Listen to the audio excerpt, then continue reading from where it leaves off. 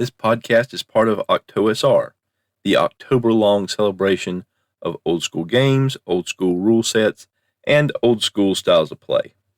For OctOSR this year, I'm going to be going over Muster, a Primer of War, advice for playing D&D in the wargaming way, published by Arkenstone Publishing, written by Eero Tuovinen. It can be found on the Arkenstone Publishing page on DriveThruRPG. The PDF is pay what you want, and I will include a link in the show notes. The next section of Muster is labeled Technical Things to Do. And he finishes up kind of just a little opening part with this. I'll take one of the rules text suggested earlier, it doesn't matter which one it is, and I'll pick up some basic technical points that could be done this way or that, and I'll tell you how I do it and why. This is on page 91, by the way, if you're someone that's following along. And so the first thing he goes to is ability scores. 3d6 in order functions best for this game. Don't buy into the various biased rolls and point buy schemes. Those are suited for games where the player characters are important people by default. In a highly lethal wargaming campaign, it's better if character generation is quick, characters are unexceptional, and the occasional unusually good stat line is cause for excitement. If you're like me, then the big philosophical issue with truly random stat lines is the permanent unfairness and the burning desire to play a character with a good stat line. It's simply not very fun to start permanently gimped in a way that can't be done anything about just because you happen to roll badly. It's even somehow worse if this is the character who gets to second level, where you're building a hero on flawed foundations. I imagine that this kind of psychology has been a big driver in D&D abandoning the otherwise superior randomly generated stat line over the years. The golden rules fix that solves this single flaw is fairly obvious. If ability scores can change through the game, something that orthodox rules texts discourage for bad reasons, with characters gaining and even losing points over their adventuring careers, the initial tyranny of fortune becomes palatable again. The clever referee can even use various training rules to encourage adventurers to spend money and time on truly serious flaws in their constitution. You like money sinks, right? In summary, ability score generation should be very strict initially. It should, however, be possible to improve on the initial stat line over the campaign long term. Ability scores should not be a big issue for high-level characters. So, stepping away from the text for a moment, when he talks about how having a character that's permanently gimped in a way that you can't do anything about because you rolled badly is worse if that character is the one that gets to second level. I had to chuckle a little the first time I read through it because it reminded me of a part of a book from a series called The Prydain Chronicles, or the Chronicles of Prydain.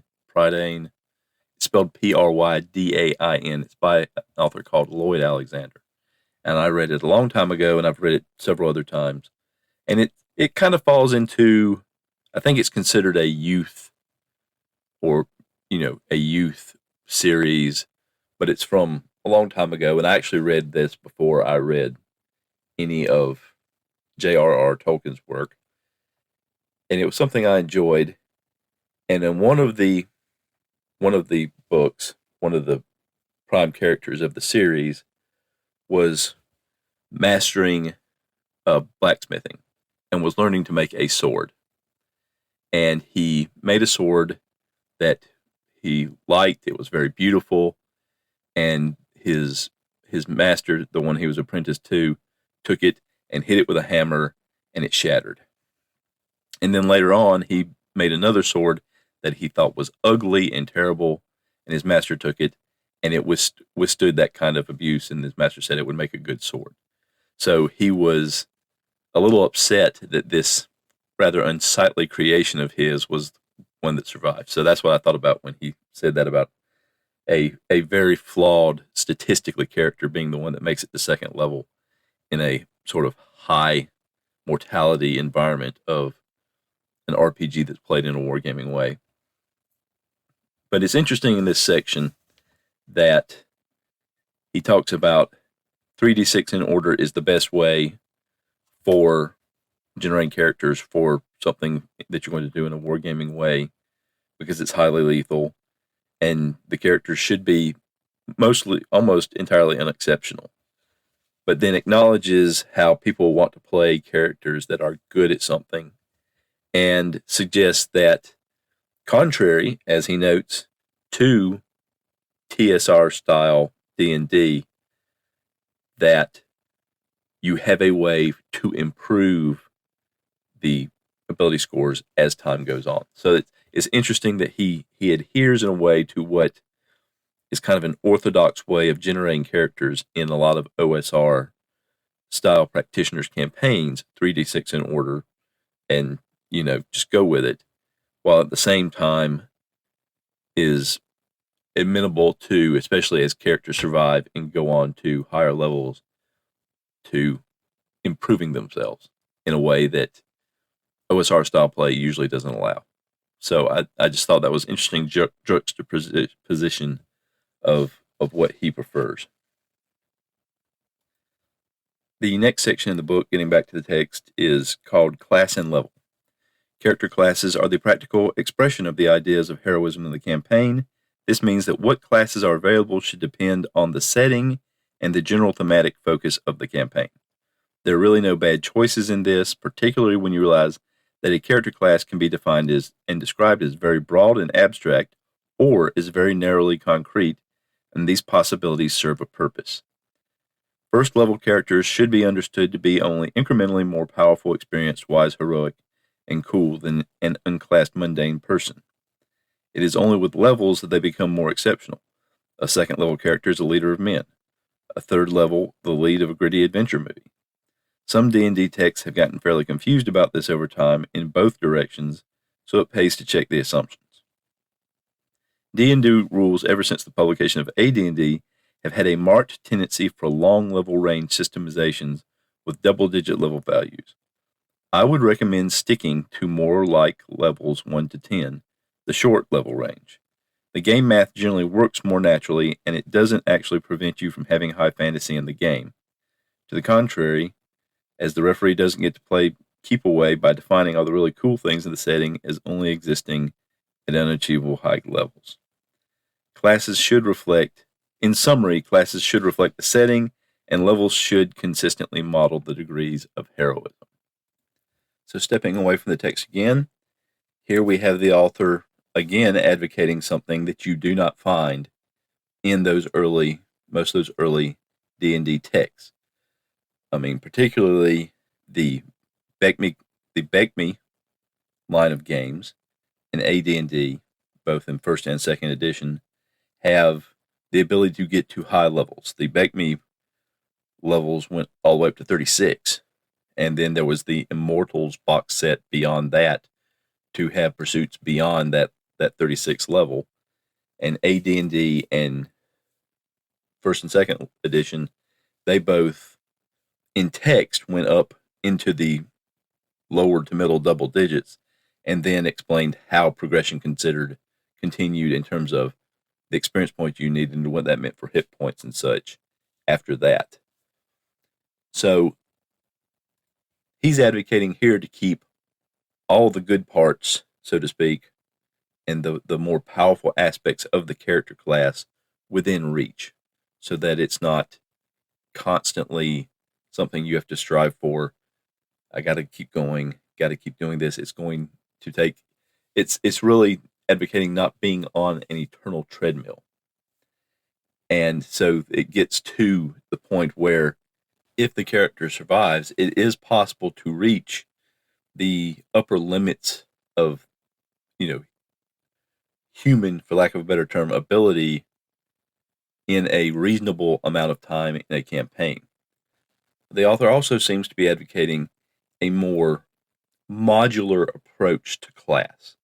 That is, you're not going to take the rule set and it's going to be everything in there is going to be in your campaign. It's going to be those parts that fit the theme of the campaign that you are building as a gaming group and that you are striving to achieve as a group. What is it that you're trying to accomplish in terms of the feel of the campaign. And to me, this goes into a few in an early part of the book where he talked about, as different from wargaming, the idea of immersion and also of story. And those are things that would actually serve as a focus point for a campaign if you had not necessarily an exact storyline, but a mythos that you wanted to experience, or a world that you wanted to experience, something from literature perhaps, or from movies, or from a television show. And these things would serve and having that focus would narrow down the possibilities for what classes would be available. And this contrasts with more modern versions, or maybe more modern viewpoints on gaming, where I know a lot of things I've heard in the OSR, people who say they don't want to start a campaign and use some of the newer styles because they don't want people bringing in rule books that are related to that, since the advent of 3rd edition, where the OGL existed and third-party products promulgated throughout the RPG world. They didn't want to risk that kind of thing coming in, or even with 2nd edition AD&D, when there were all these numerous splat books, the Complete Fighter, the Complete Thief, the Complete Humanoid, where they wanted to be able to limit what was in their campaign. There are a lot of OSR folks that like to have a human-centric campaign, where it doesn't necessarily mean that demi-humans don't exist, but players are not as likely to be able to play them, or if they are, there are limitations in the setting, perhaps where they exist and what kind of political or kingdom level situation they're in may limit their ability to be used or played or even encountered. So again, we see the author's preferred style of play contrasting with some of the very game texts that he advocates that this process would be best used with. So I always think that's interesting, that he believes in this style of play, and he believes in these rule systems support this style of play, but at the same time, he has his own digressions from those rule sets strictly as written. Going back to the text, the next section is experience points. It is of absolute importance for XP rules to be goal-oriented, achievement-based, and unbiased, for reasons extensively discussed throughout this book. Besides that, I recommend cultivating consistent, transparent, bright-line experience award schemes that align with scenario goals. The thing players try to do in the scenario is the thing that gains them points by definition. I also advise against having XP gains scale directly or indirectly off character level. Characters wanting to gain more XP should enter a new tier of play activity with different XP awards, not just face convenient GM-guaranteed treasure hoards sized out for suitable advancement pacing. I strongly recommend practicing the XP gain cap, a rule that limits an adventurer to gaining, at most, their XP threshold, which he defines as the total amount of XP they need for their next level up, in score in a single scenario. As XP relates to adventurers leveling in their character classes, I recommend pure exponential progression. The thing in old D&D rules where the XP total required for the next level is always double the amount required for the last level. The setup works very well alongside organic campaign conduct techniques like character stables, variable level parties, and restarting at first level after losing. In summary, treat experience points similar to a video game scoring device. Objective, consistent, transparent. Going outside the text now, again, gold for XP is something you hear a lot in the OSR world and in old school related activities as being the best way to do experience points. because it doesn't matter how characters get the treasure as long as they get the treasure. They get the gold, they get the XP. And it's argued that this is the most fair system, that it allows the players to select their own goals better, to drive the campaign better.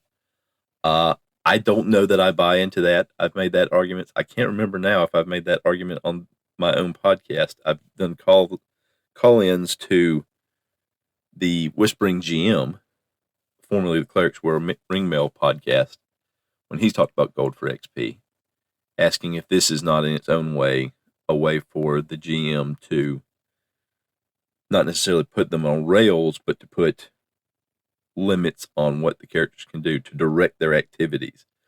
Because if it's gold for XP, then everything the characters do has to be aimed at getting treasure. And what is being advocated in this book by the author is that it's goal-oriented and achievement-based. And given what he said previously about classes being selected on the basis of what kind of theme you're trying to represent in your campaign, I think that would go for the goals that would be set for XP as well. That is, the activities that would get you XP in the world will be determined on the campaign themes and what kind of milieu you're trying to represent. And gold for XP may very well be that in some of them, but it may not be in it at all in others. But the part that I think the gold for XP folks and this author would agree on is that they have to be transparent. It has to be clear what you're trying to achieve without limiting the ways that you have to achieve it. Whether you do it through pure brute force, whether you try to do it through force of personality, whether you try to do it with stealth and stinkiness. Not stinkiness, sneakiness. Although, maybe you could do it by stinkiness as well. Maybe there's ways skunks can play a role in achieving XP. But what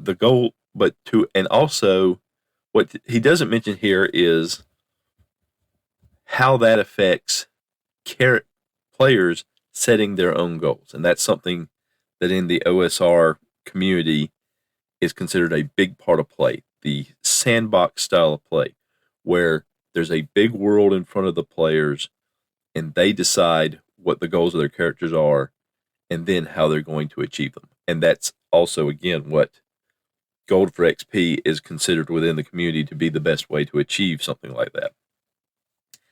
And given the way this author talks about making sure that classes represent the milieu, and just other comments he's made about that, about the focus of the campaign and how the campaign develops, I wonder how much of a sandbox that leads to. And that may not necessarily be a problem. I mean, in the pre-D&D days, when Dave Arneson's group played in what was called the Braunstein scenario, the game master at that point actually told the players who their characters were and what their goals were. How they achieved them was up to the players, and what their resources were. So it allowed creativity, but it also had built-in limitations built into the setting, limitations built into the scenario, because that's what a lot of wargaming is in that context, is scenarios, setting up a scenario, and there are goals that each side of the wargame want to achieve, and how do you achieve them? In strict wargaming, it's usually through battle, or through maneuvering in setting up the correct battle. But this was a wider variety of choice. There were social abilities, there were social resources, there were economic resources, there were military resources in that Braunstein mode of play. And that actually leans into another sort of staple of OSR thinking, that limitations help spur player creativity and that player skill of using what they have and what's around them to best effect to further their goals. And that limitations are not a bad thing, and that one of the things that OSR adherents have with some of the newer styles of games is that they allow the player characters too much leeway, too much power, too much ability, that roles within the party get muddled when every character can do at least a little bit of everything. So it's an interesting juxtaposition to me of freedom versus focus, and boundaries on a scenario versus having boundaries on player action. And how those things mix and match seem to be central to the wargaming way, just as they are in most OSR style campaigns, where player freedom, player initiative, players being able to set goals and achieve them through what's around them in the world is paramount to creating a good campaign. So I feel like I'm going around in circles at this point, but I think it's just interesting to read how, now that the author is getting down to brass tacks, that a lot of the things that he advocates as good playing in the wargaming style do not even necessarily fit in 100% with playing by the rules, which again is a discussion within the OSR. Rules as written, play the rules as written.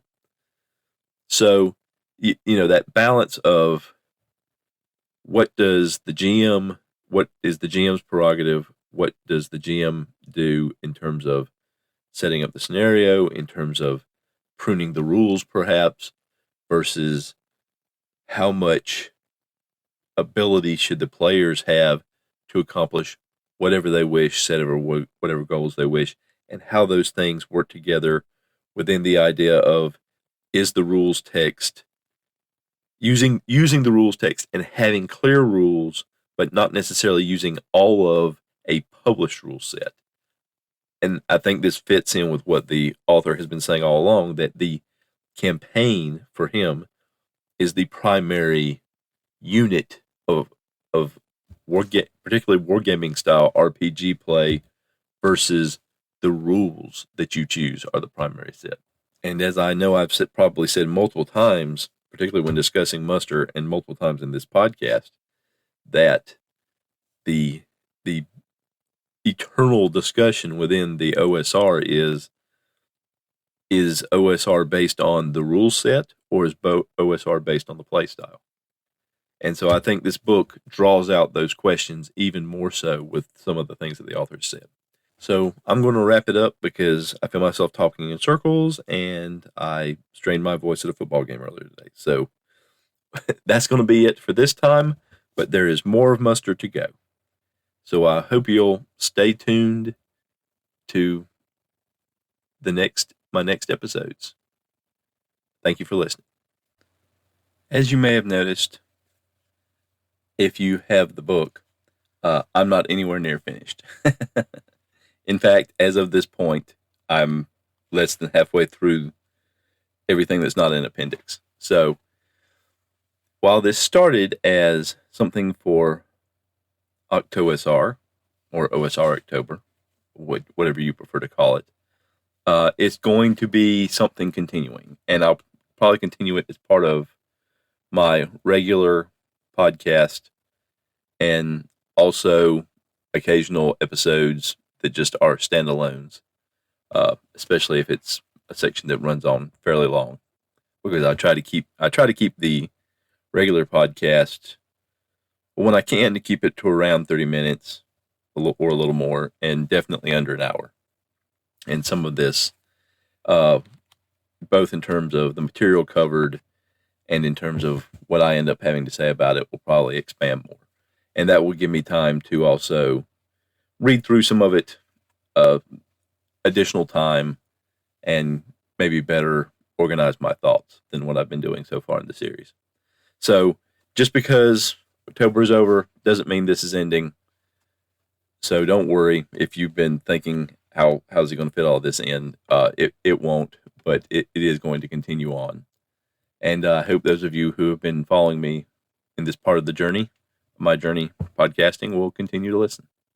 So until next time, I don't really have a standard signed off song. We're just going to stop talking.